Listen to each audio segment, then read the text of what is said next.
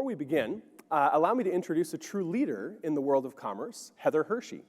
As IDC's Research Director of Worldwide Digital Commerce, Heather brings a wealth of experience and expertise to the table, guiding the company's marketing strategy and positioning in an ever-changing market landscape. As we kick off day 2 of inspiration, exploration, and collaboration, please join me in welcoming Heather Hershey.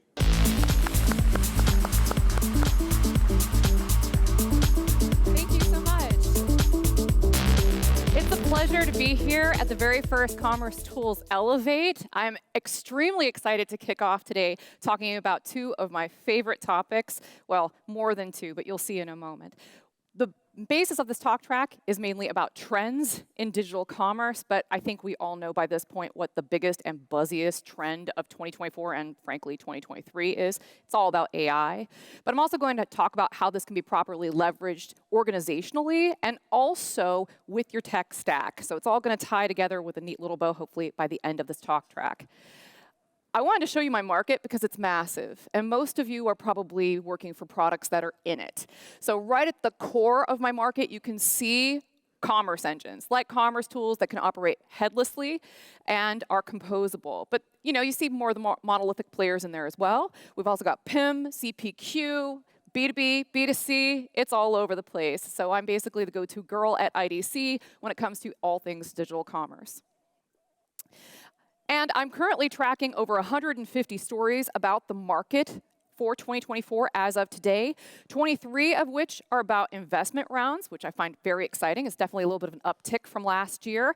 9% or 9 are specifically about M&A, 9 are about global regulation, which again is something we should all be paying very close attention to right now. 15 are about CX, and 6 are specifically about B2B. So there's been a lot of momentum in the B2B space of digital commerce so far, and I find that also be very exciting. The sleeping giants are waking up. It's kind of like the underground economy that drives everything forward, and I find that to be very compelling. Here are the major trends that I'm seeing in 2024, and we'll touch on all of these in a little bit of detail. But I'm going to start with the one right at the top, and that's what I call transcendent commerce. One of the things that I want to be very clear about, and if you disagree with me about this, we can always have a coffee and a little chat about it because I'm happy to debate. I don't actually care for the term unified commerce, and I'll tell you why. I find that this term is very confusing, right? Because this is something that is leveraged in multiple ways. There are some commerce products that use this as a term for omnichannel, right? Like this is the new zhuzhed up version of omnichannel commerce. For others, it's both B2B and B2C that can be operated from the same platform, right? And then there are other variations in between, where sometimes they're talking about various functions that are unified, or various data models that are unified, or they're talking about unified analytics. And it gets to the point where the buzzword dilution is just cranked up to 11 with that terminology, which from a buyer's perspective has to be kind of confusing. So if you have to spend a lot of time contextualizing what you mean by a term, it's probably not clear enough to actually communicate the way you need it to for your products to sell. And so that's why I don't like the term. I use transcendent commerce instead because it's customer focused. It's their point of view, right? Whether this is a business buyer in a B2B context or it is an end consumer.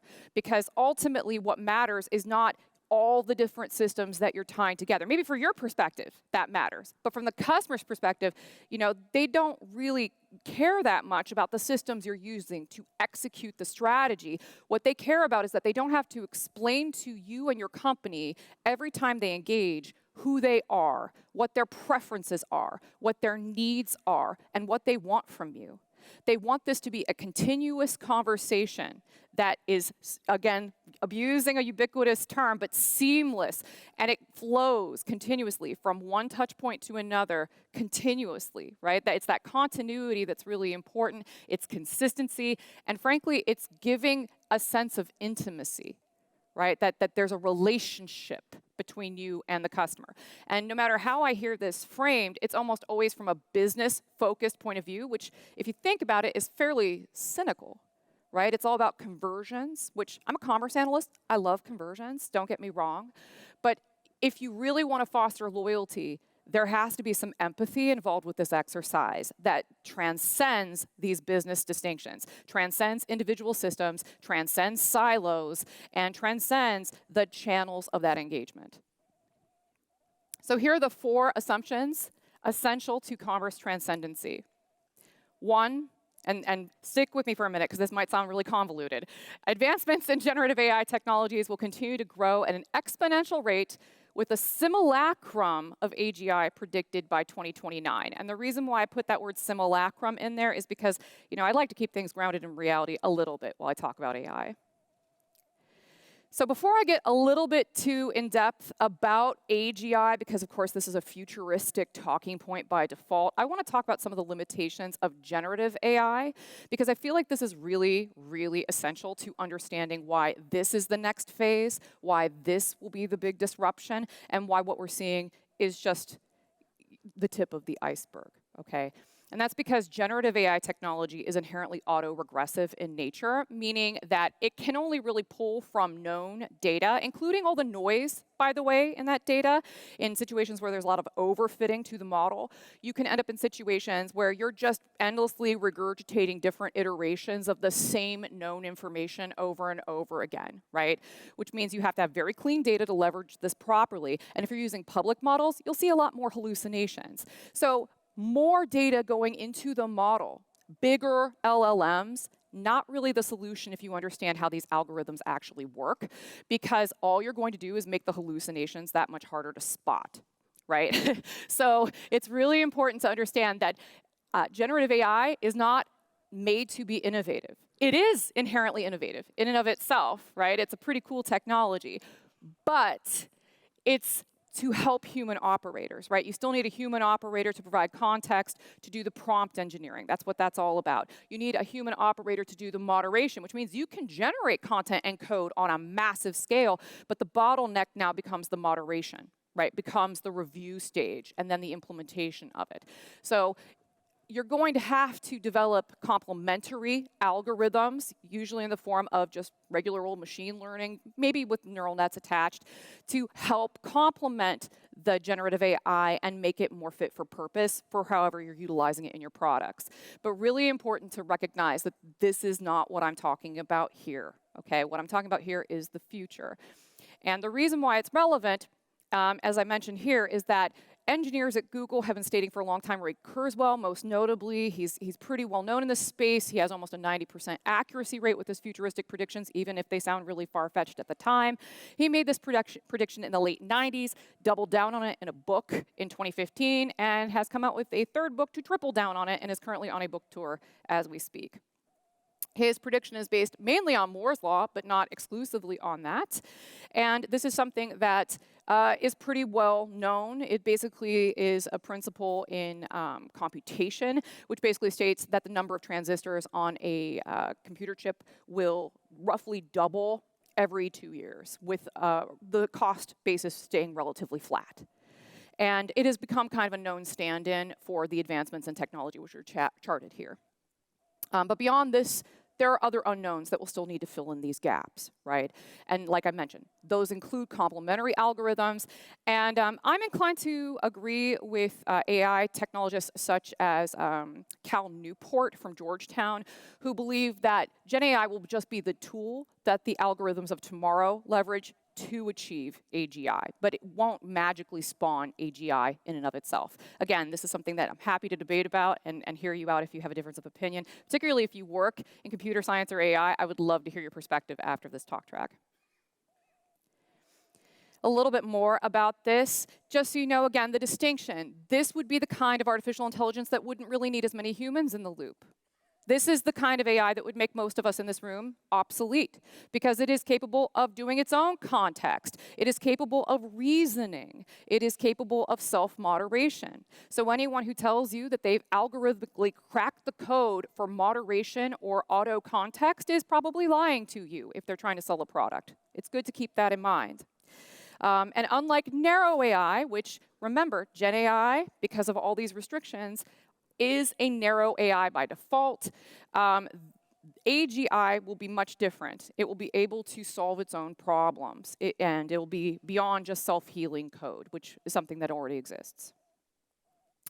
The scary truth, as I mentioned, is that this may replace a lot of the jobs of tomorrow, but what's really relevant for today is that the current version of AI, Gen AI, can and is in many ways displacing a lot of frontline CX positions in sales, in marketing, with varying degrees of success. I would argue that anything that really involves that human touch and critical thinking, it's not really going to be a good place to replace human beings in the loop with Gen AI.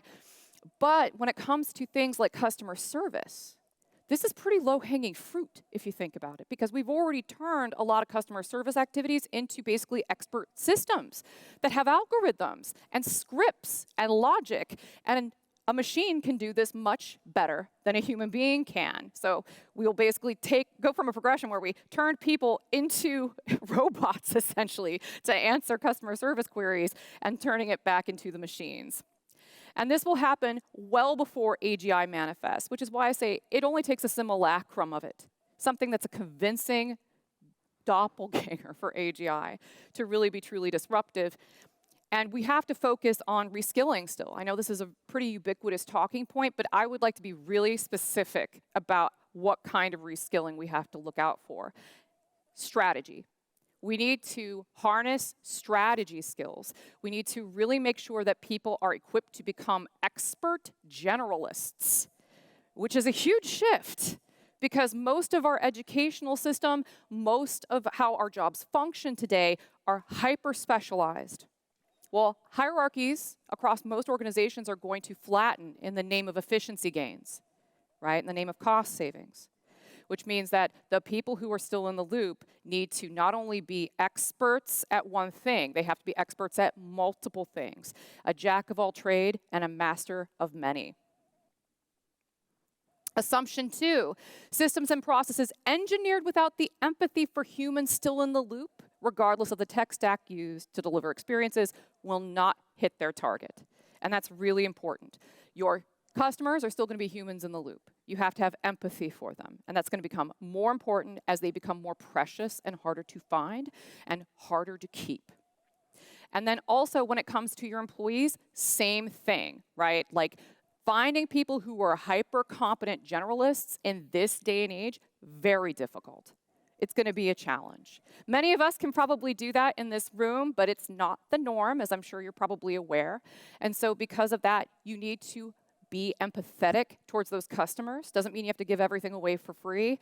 Same thing, you have to be empathetic towards your employees. You don't have to roll over and give them everything they want, but you do have to think about what their needs are, and you can't just engineer systems in a cynical fashion for your own purposes, because that won't be the key to long-term persistence in the market.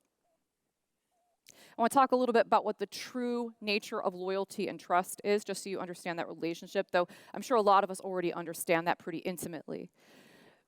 I hear over and over again at every conference that I go to that loyalty is an app. Loyalty is this thing we do, and it's, you know, it's not, it's an outcome, and it's something that is built over a long period of time, and it's something you don't have control over. Let me repeat that. You have no control over whether or not your customers are loyal to you. None. Okay, so drop those illusions at the door. So this requires consistent investment of your time in that relationship and trust. And that trust is going to become even more critical. You should think about this in terms of equilibrium.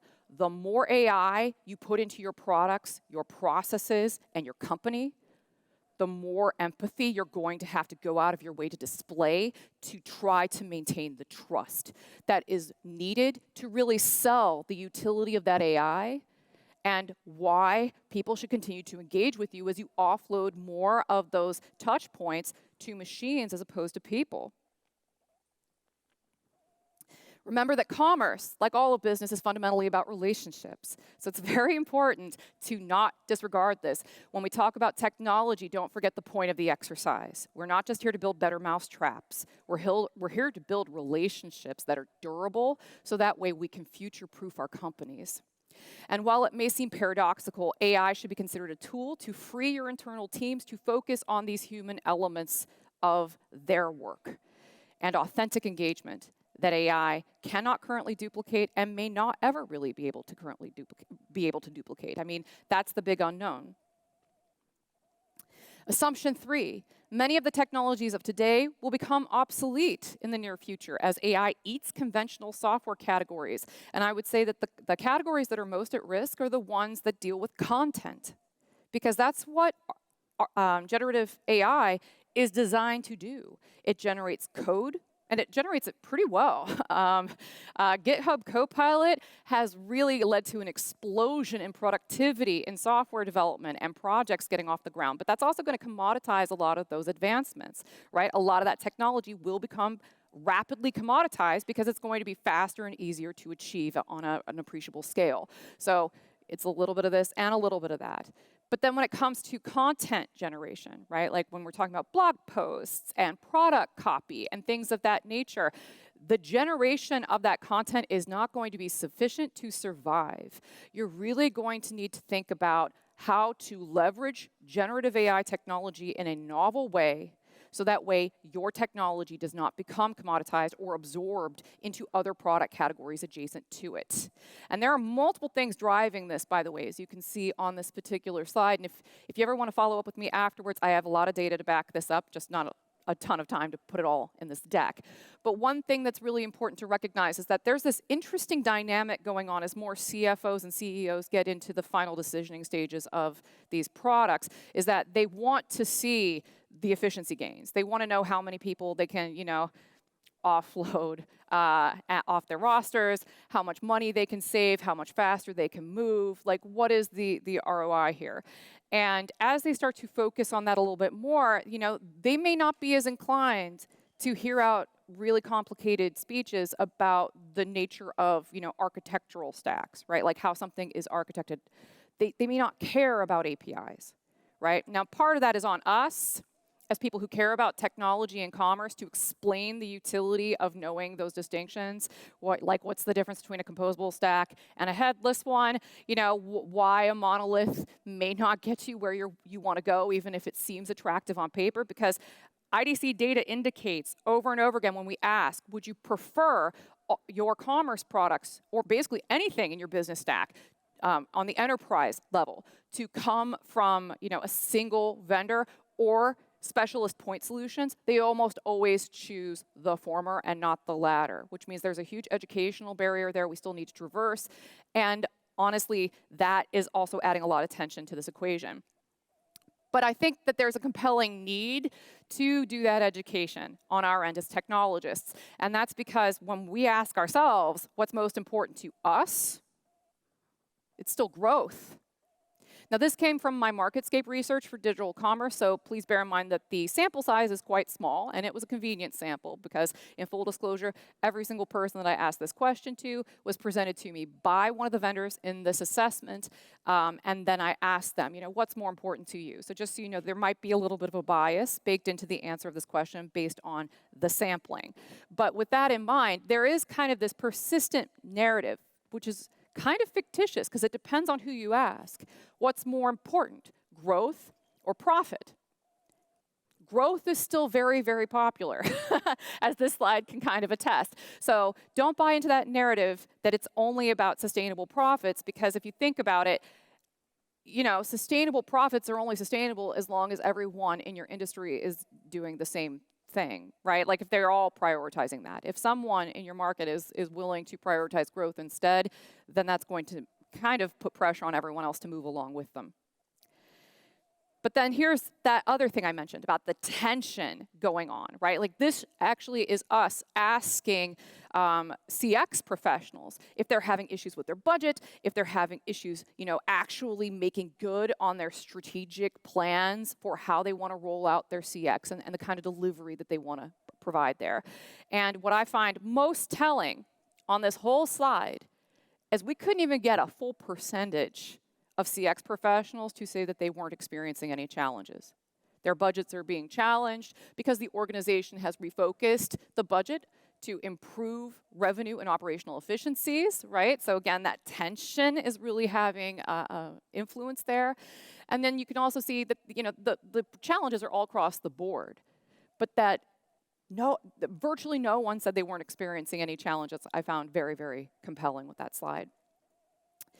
And I asked, do you sense that customer experience and commerce technology are converging? So again, I asked this of the same small sample size from my MarketScape research for digital commerce, and the answer was yes. And then here are some of the quotes that came along with that. These are directly from those customers. These are buyers of digital commerce technology.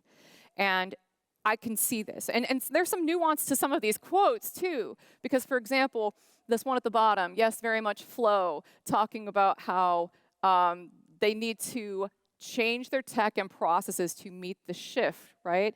That doesn't necessarily mean that we need to buy monolithic systems to accomplish all these goals, though. I mean, that's really tempting. That's why I'm always going to be a nerd for nuance. I want to keep pushing for us to have really nuanced conversations about these things, because that's where that educational gap becomes the most apparent. These come from our Futurescape for the future of CX for 2024 at IDC. This is a multi-analyst initiative, and so I can't take credit for all of these predictions, but the one in the center is mine. By 2027, 65% of G2000 firms will reallocate 40% of CX spend on emerging products and skills, as improved Gen AI renders entire software categories obsolete. And I find that a lot of the CX categories are particularly vulnerable. So that does include elements of digital commerce, but I wouldn't say that it includes my entire market. If you looked at that whole slide, there's a lot of stuff going on in the back end, some of which is incredibly regulated. So I feel like that's not quite as at risk for this particular prediction coming true, but CX, anything dealing with content or customer interactions, I feel like is very much at risk for this. But the takeaway for this whole part of this prediction is, when we have a clear sense of where we're going, we can be more flexible in how we get there. And so I think that this is a theme that has come up again and again here at Elevate, and that's that it's good to start with your strategy first before you start investing in the technology. And far too often, when companies go about trying to buy digital commerce technology, they look at it feature set first, which can become problematic, right? Because that almost always will lead them to inflexible solutions for commerce. So it kind of negates the flexibility that they would probably want to achieve with that particular solution. And then it also leads to issues later on where they are hemmed in, right? Like they basically are constrained by the limitations of the solutions that they're buying. And that is not going to be a winning strategy for tomorrow. So start with the goal in mind first, and then buy the technology that will help you get there, but always lead with the strategy. And that leads me to assumption 4 for transcendent commerce, and that's that investment in composable modular headless commerce technology, I know that's a lot of buzzwords, and I'll unpack them in a moment, is essential for business adaptation in a rapidly changing macroeconomic landscape. And the reason why I want to make this distinction is because the sales motion is changing before our eyes for these technologies, right? It's partner-driven, and not just on the enterprise level. That's because companies are confused. When they try to buy digital commerce software, it's really confusing. There's a lot of complexity. There's a back end, there's a front end, there are experiential elements, there's order management, which can be very complex all on its own. And then there's that entire payments layer, which can be highly regulated and very complicated, particularly as you try to expand into other geographical territories. I mean, just look at what's going on here in the United States, where you have to do tax remittance on the individual regionality level. Like it's crazy complex. And then as you scope that out across the entire world, it gets pretty insane pretty quickly. And that's just the payments and the taxes adjacent to commerce. That's not even all the moving parts working together. And that's why I try to dissuade people from going this route. Because headlessness is a really low bar to clear in this day and age. It's table stakes compared to full-on composability. Because you could have a fairly monolithic architectural structure for your core commerce engine, just slap on an API in a bolt-on fashion, and run with a front end that's headless, right?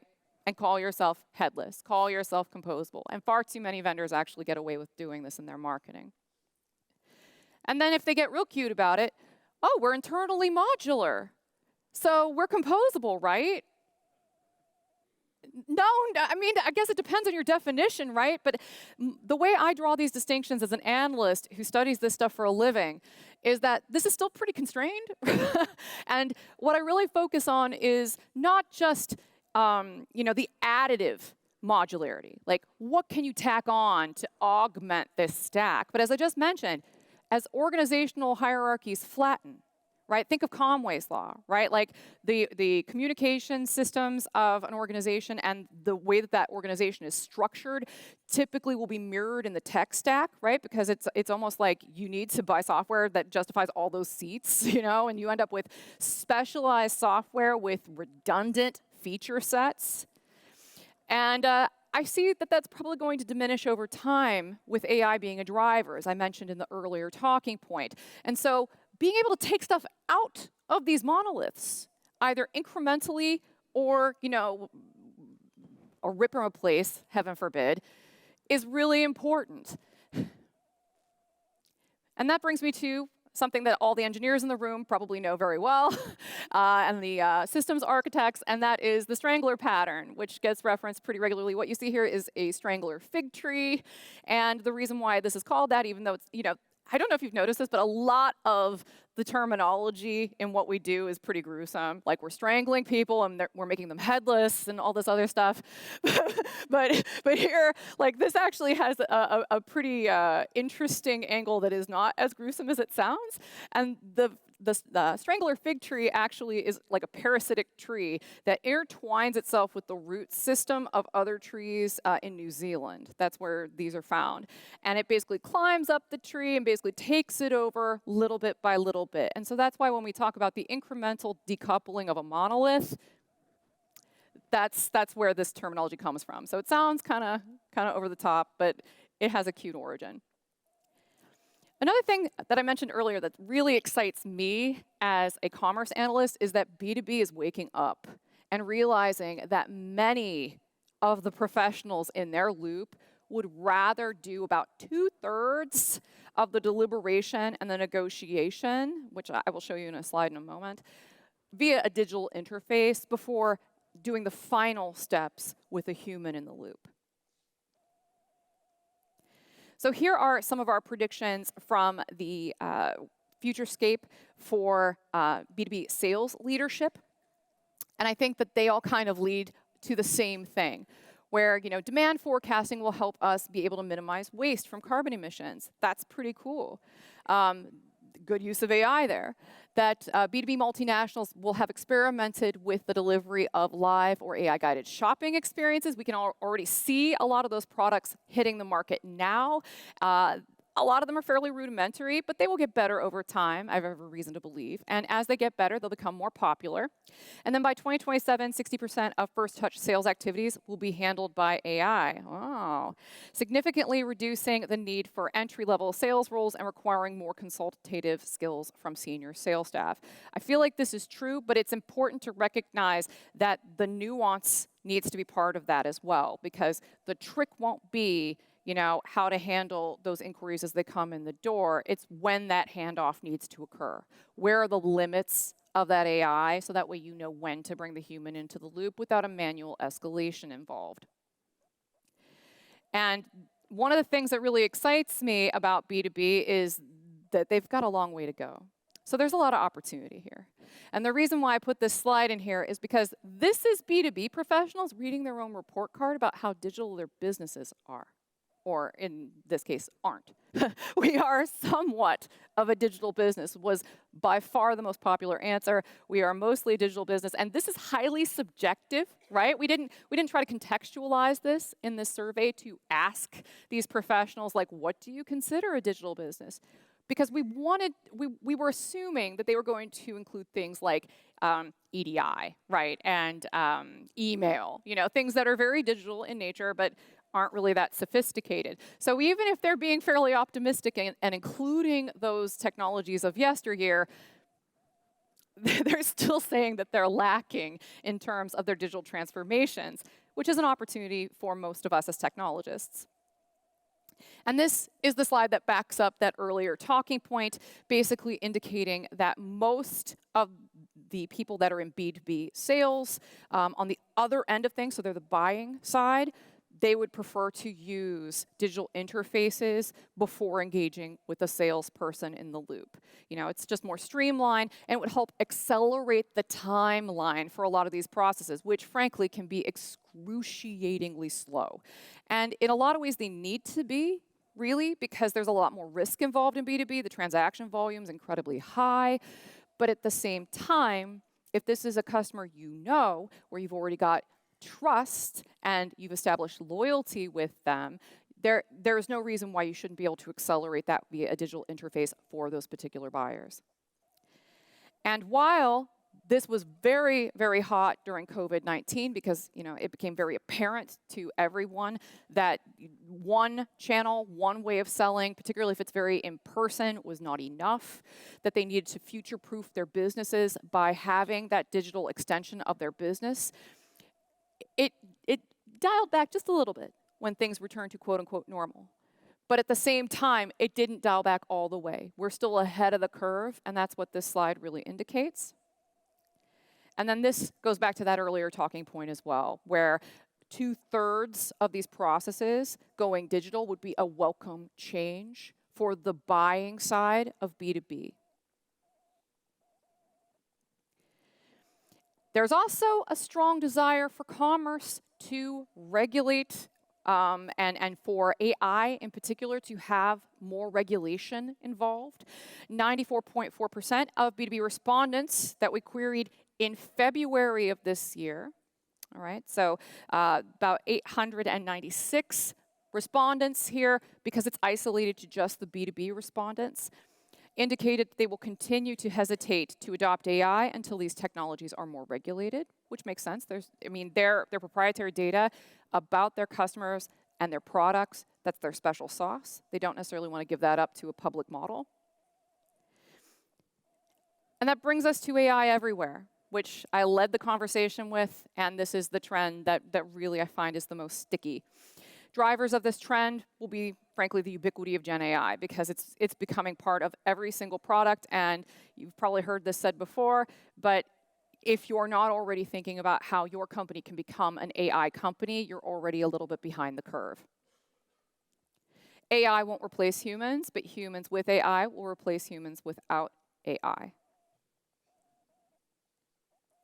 Embedded Gen AI is rapidly becoming table stakes for digital commerce, and the competitive edge comes to those who use it in really innovative ways. It is not enough, as I mentioned earlier, to just generate content. That is the lowest of possible hanging fruit, and you're usually just leveraging an API connection to something like Anthropic or, you know, an OpenAI API, and then putting a wrapper on it and saying, look, we made an app. That's not enough because, you know, freelancers can do that.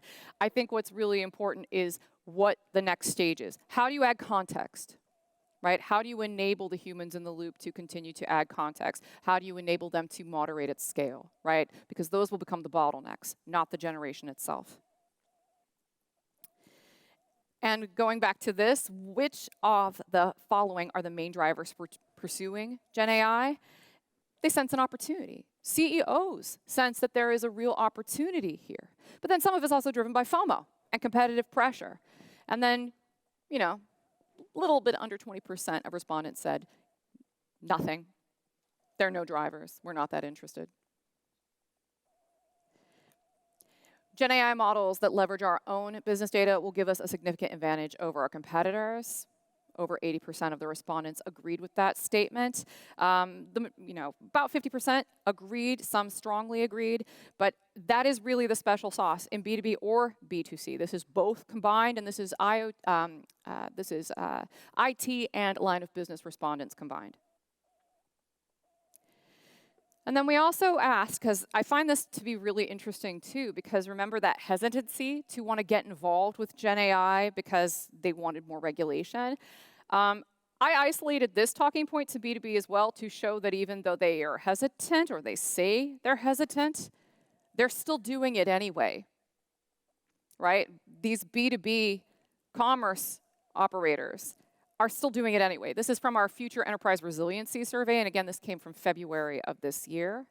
The models that the data they're using most regularly in these models are coming from their customers, so it's customer data, and it is also coming from their proprietary business data from their systems, and then some of it is also from public sources. And that makes sense because these are sources you either own or you don't have to pay for, right? It's when it comes to the one in purple here, which is coming from third-party brokers, you can see there's a little bit of hesitancy there. And also that's more likely to be the one that's the most regulated in the near future. We don't know how viable that's going to be long-term, so it makes sense why that would be the least popular option. And it's also because you don't already own it.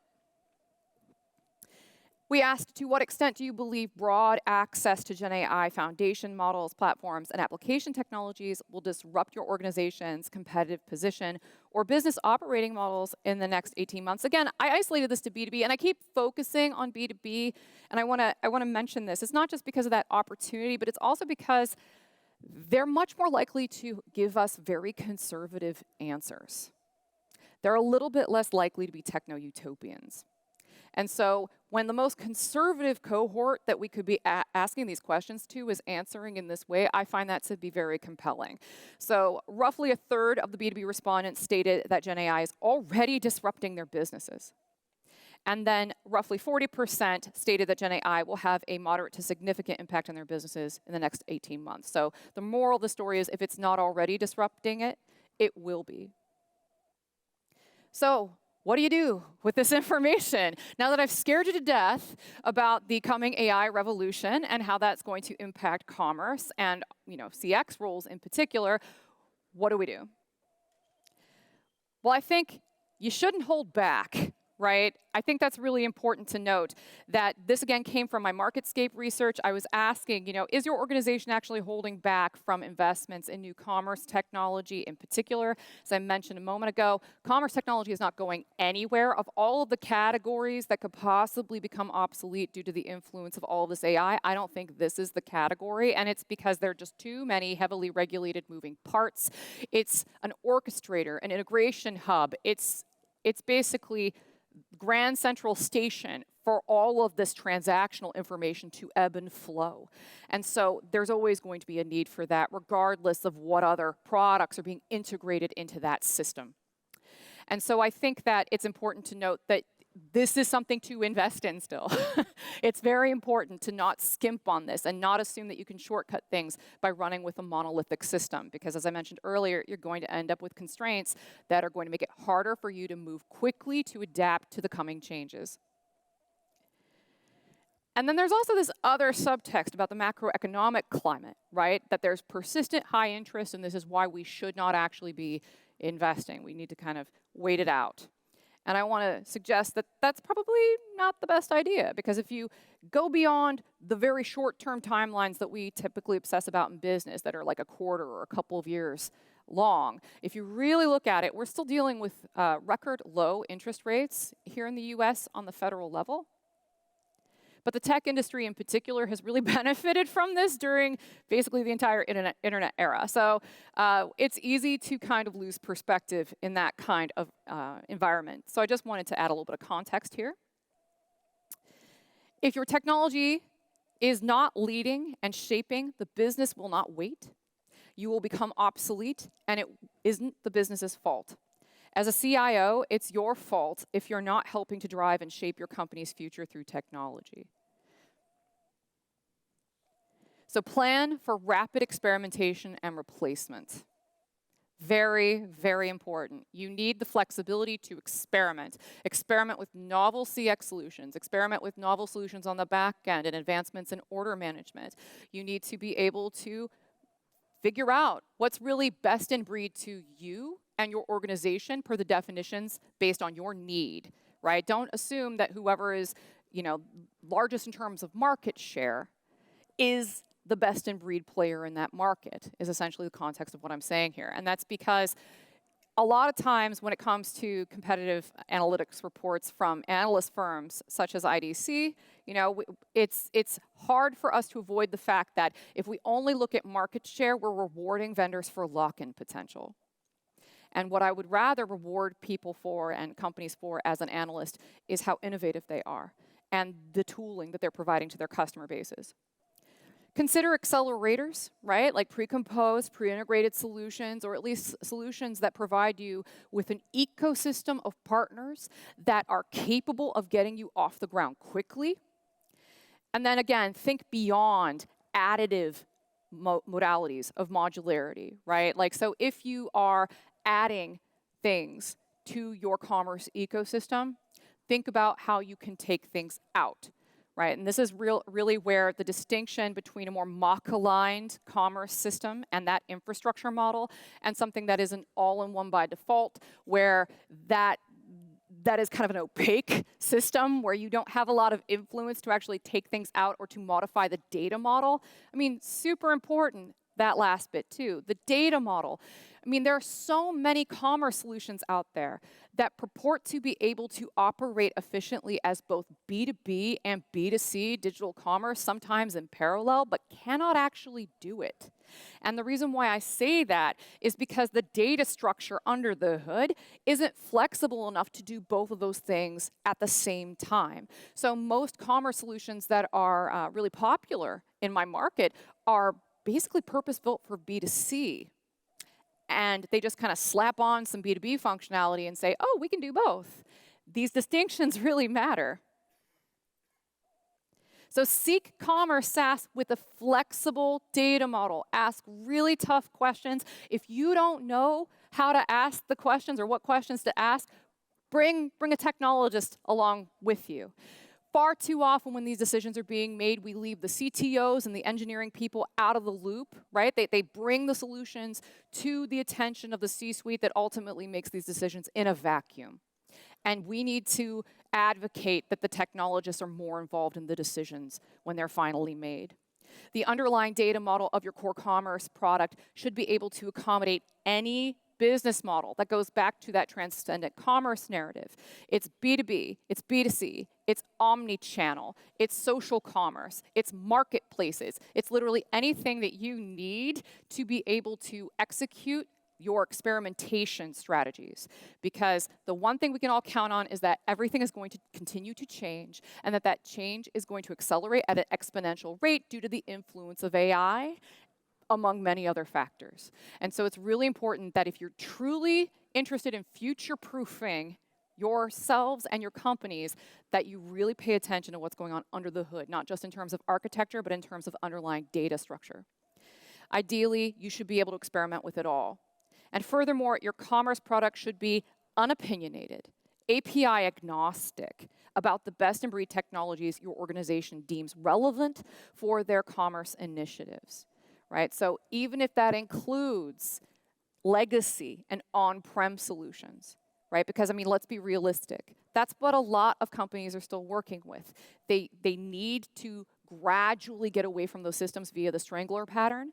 So the best kinds of digital commerce products for those sort of rapid digital transformation strategies will allow them to integrate with their existing legacy solutions so they can gradually get off of them. Remember that not all AI is created equal.